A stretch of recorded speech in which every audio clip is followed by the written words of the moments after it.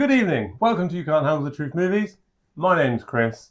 This lovely young gentleman over here to my side is James. And we are going to look at Shelby Oaks. You can't handle the truth! A woman's obsessive search for her missing sister leads her into a terrifying mystery at the hands of an unknown evil. Not really unknown because they saw it when they were kids. So it's not really unknown. So this is Chris Stuckman's first attempt at a horror movie. He is a very well-known YouTuber who has a lot of things to say about horror movies and what you should and shouldn't do in a horror movie. One of them... I ain't going to let this go. No, I'm not going to let it go. One of them was jump scares. He said, they're a cheap trick. And you blah, blah, blah, blah. Well, guess what, mate? Not only you did it, you followed all of the things you said you would... I'll start then, because Chris has obviously took this very personally. Yeah, so Chris Stuckburn is a YouTube reviewer. He's very good at what he does. He's very good very reviewer. Intricate reviewer. Not like us at all. He does it more like in-depth, like... breaks them down. Breakdown. We just do a generalized chat, yeah. But that is one of the thoughts I was having for watching it, is that due to that fact of how good he is at reviewing films, he did put all the things that I would expect to see scene for scene, like lined up, and he knocked them down just as I thought it would play out. Like a row of dominoes. Yeah, I was thinking, it's going to be much more, it's going to do something that takes, and it was very straightforward. The beginning was in like a found footage style, almost like a documentary style kind of thing, and there's a lot of found footage movies that do just play out like that the whole way through, and when it changed from that to be more of a traditional type of movie, yeah, I thought he got the balance just right, because the intro had played its effect, but I didn't want to watch a found footage for the whole thing. So, yeah, I know it's a lower budget film. Okay, so I'll give it some leeway. You were just saying he was rich as everything a minute ago. He is rich. Okay, right. You compare him to me; he's very rich. The acting, the lead actress, she did a relatively good job. She kind of held it together, but some of the others were not great.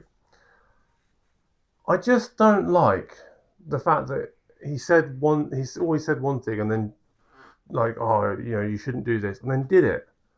Other than that, if I was to watch it without knowing it was his film, I would say that it was a little bit jumpy, like scene to scene, jumped around a bit. And that's about my only real issue. It's a standard. Chris is not a horror fan, whereas I am a horror fan. And as far as horror films go, I quite enjoyed the film. I liked the presences in the background. That's always a thing. But again, it's a thing that's always done. But I thought he did it rather well. Like things in the window and stuff like that. There was a film set, I think it was in Hawaii, which does it masterfully, where they have this thing outside looking through the window. And it's there half the time. You're like, is it there or isn't it there? And then it moves and stuff. And I'll find the name of that film. But that was awesome. This was nearly as good as that film. I didn't say what it was. Anyway, yeah. So I look forward to watching this. I got through it. I enjoyed it. I thought the lead actor was good. I was wondering what was going on with the sister.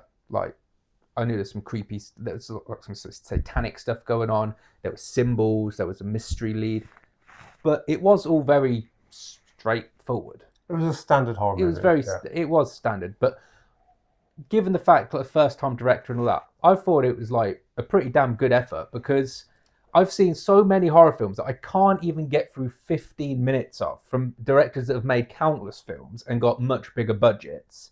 So with that, I have to agree with. Yeah, okay. I enjoyed it. I'm not going to go on about it, but Shelby Oaks, if you've not seen it, I highly recommend you check it out. But my score is a 6, which is recommended. Especially if you're a horror fan, being that it's just past Halloween, put it on the playlist.